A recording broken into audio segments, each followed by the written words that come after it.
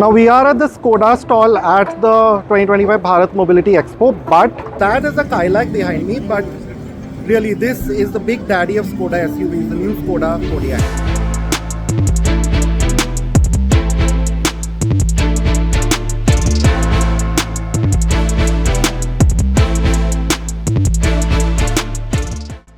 As you can see, it's become much larger, much more like a fancy premium car than earlier. You have that two-step, typically Skoda design language. It's a step forward from what the Kodiaq used to be like, but a bigger still grille. And the bodywork is slightly smoother, a bit more upmarket than earlier.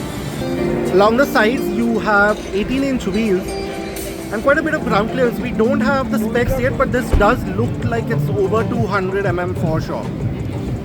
And while we're at it, here's a look at the sheer length of the car. It's become even longer than before, and I really like this element here with the D-pillar and just the way how simple and clean this glass area is, typically Skoda. I'm not too fond of these air-efficient wheels, but that's another story. Now, as for engine options, we think it'll still be the 2-liter motor that was present in the last one, but slightly tuned up, so maybe about 200 PS and 350-ish Newton meters, and the 7-speed DCT with all the drive modes and the dual clutch gearboxes and so on. So you will have a pretty competent handling car, in our opinion at least. Now the front again is probably the most luxurious part of it. The seats, as usual, they should be really quite comfortable. And yeah, you have this nice flat floating screen effect to it, which I quite like. It's a large screen, 12.3 inch. The gear selector is now here in typical new Skoda VW fashion.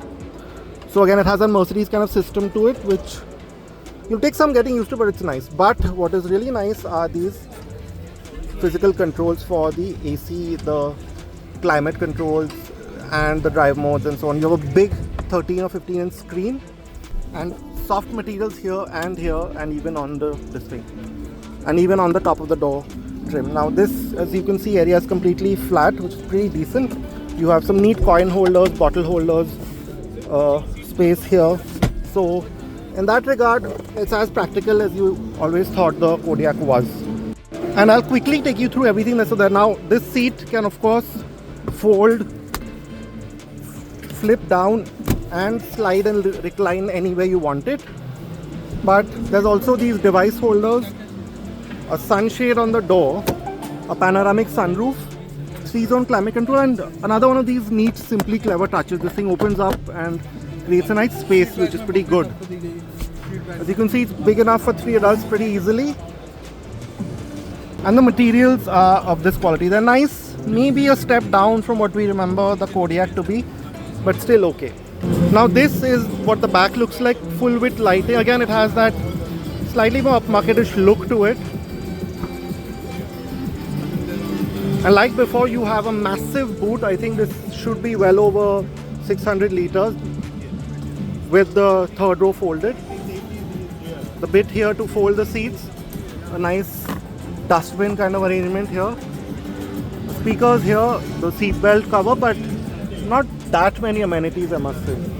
So this was the Skoda Kodiaq. It should come to India later this year, priced about 50 to 60 lakh rupees. So what do you think of it? Would you pick it? Let us know in the comments.